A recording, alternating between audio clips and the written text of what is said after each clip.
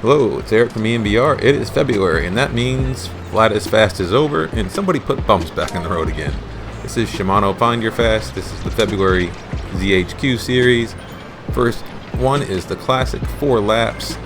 Main thing is the Jarvis KoM 4 times. It's basically repeat critical power intervals, about 130-150%. So yeah, it's a good time. For the format today, I'm going to do something a little different. I'm going to do highlight, sort of time-lapse stuff, somewhat edited, just showing the key parts of the race, show the results, metrics, those sorts of things, and then at the tail end, I'll put a chapter marker in for the full race unedited. I think most people end up just scrubbing the timeline anyway, so hopefully this works better. But for those who like to see the whole race unedited or without commentary, again, there'll be a chapter marker for that at the end, and you can do so. The lead into the first lap of this race was pretty uneventful, so I'm going to just jump right to the first climb. While I raced in advanced all of January, everything was flat. So this is my first advanced race where there's actually an appreciable bump in the road. On this climb you can see I'm doing a little bit of standing, a little bit of sitting. I'm trying to make sure that I can divide the workload between different systems, different muscle groups. Fortunately I had a feather here, but I'm just trying to get a feel for what the pace is going to be on these climbs, if I'm going to be in extreme danger, if they're going up like 230, 235 every lap, or 240, 245. I feel pretty comfortable if we're in the 240 plus range was my thought. If it goes a lot under that, I had some concerns. But as we get to the little rest section there, I can come off the power, again just trying to keep in draft.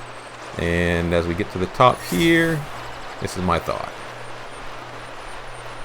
Yeah, little nod of the head, thumb up. I felt pretty good about that. 241 to 243. I'm like, if we can keep in that range, things will probably go well. Take a note of the time though here. 10 minutes, 23 seconds as we start the descent. Let's see how much rest we get before the climb starts again. And as you can see from the climb HUD, here we are picking back up, and it's right around 13 minutes, 23 seconds. So around 3 minutes of rest before it gets hard again. And it's not full bore immediately as soon as you hit the slopes, but pretty quickly you're getting into the steep sections, and I'm up, standing, pushing, high 400, 500 watts again, trying to keep with the group. Trying not to get my nose in the wind, and it is draftable. If you can see my draft gauge, 40, 50, 60, even 70 or 80 in some of the flat sections or flatter sections. We are also able to, you get towards the top of this peak, I am trying to carry, I'll settle in a little bit, but I'm trying to carry some power over the apex so that I can sort of glide down without pushing too hard.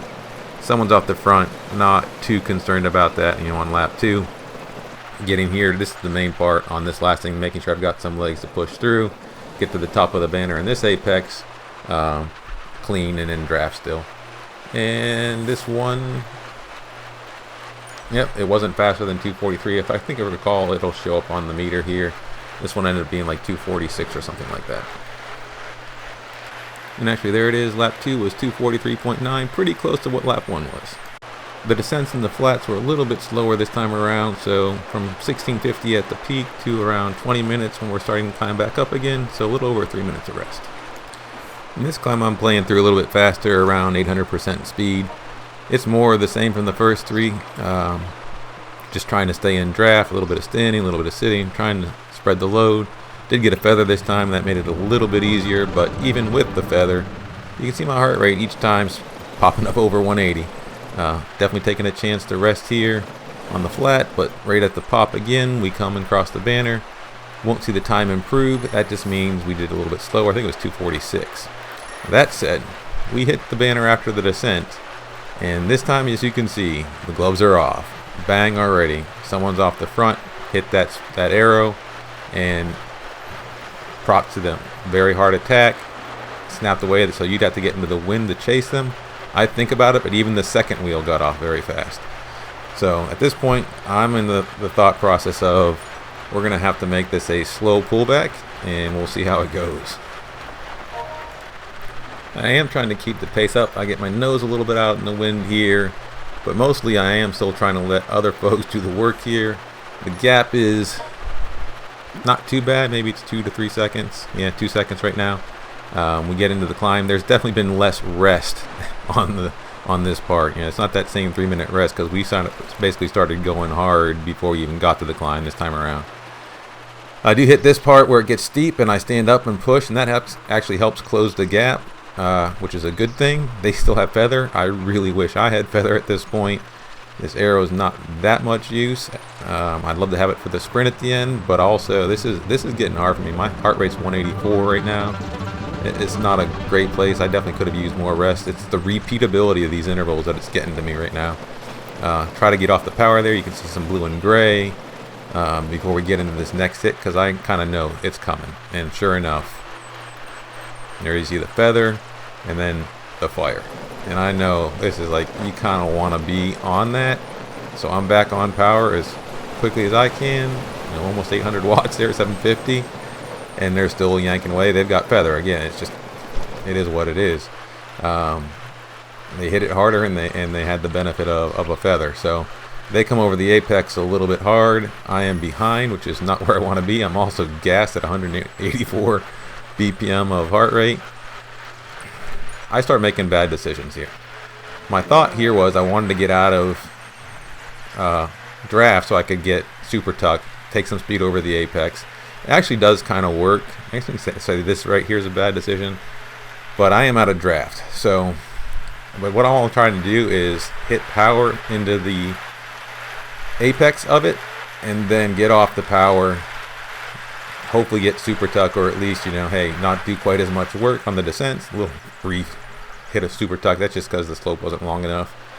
Rider comes through. You can see more fire. Those guys hit it over the apex again, blowing that gap out. I am hurting.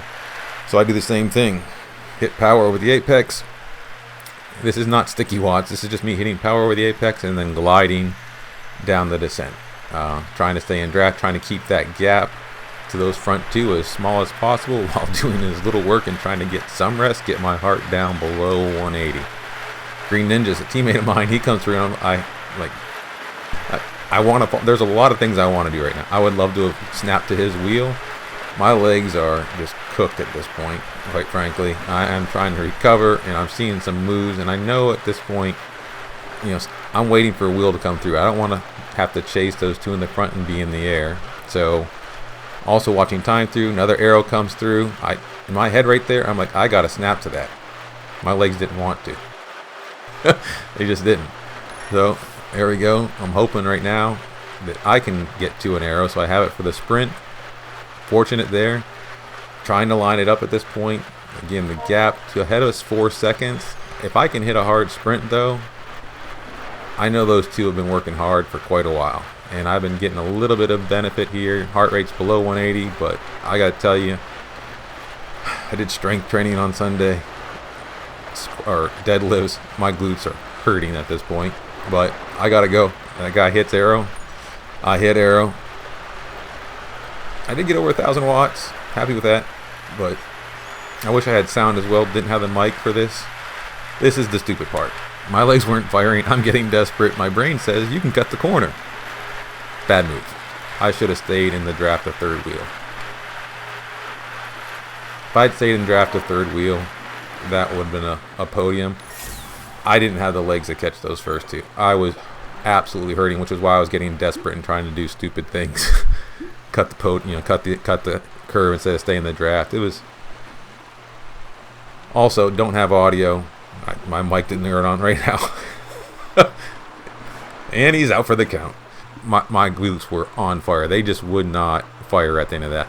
That one hurt. Let's just say it put me to the ground, the knockout. Worry not as I fall there. That's not my heart or anything like that. That's just my glutes absolutely just wanting to seize up completely. Getting off the bike's the wrong move. Honestly, should try to keep them spinning so they don't seize up. But, yeah. Wasn't thinking straight, like I said. So, while in my own misery for a little bit there, climb back on the bike, get them back spinning, and all is well. But as you can see from the graph here, lap 4 was a smash fest. The first 3 laps, alright. We're doing alright. Even gave you the thumbs up at the end of lap 1. But lap 4, let's just say I definitely had my regrets about doing strength training on Sunday instead of Saturday. Saturday is normal for me, just some scheduling happened. And at age 53, that one day makes all the difference. But here are the results. 4th place this time around. First time off the podium in the new year. All of January, managed to stay on the podium. But February, they put bumps in the road and things get so hard I fall off my bike. Joking aside though, I actually enjoy the fact that we're doing these up and down courses. Flat is fast was fun, but I'm ready for this. I will probably race this again either Thursday or Saturday. I want another shot at it, but I'm enjoying it. I like these sorts of up and down courses, and looking forward to February. All right, and I'm gonna roll credits, kinda. Like I said, I'm gonna put the complete race after this banner. You can watch it in full or part of it or whatever. It's just there for the sake of anybody that enjoys to watch it that way. But let me know in the comments your thoughts on the new format. I'm always experimenting, trying to make things better. The only thing I will say on this first time around though is my mic wasn't on for whatever reason, so this time around you'll get the full race, but you won't hear any of the live audio. In the future I'll have the live audio. That's the intention anyways. But enjoy. Thanks.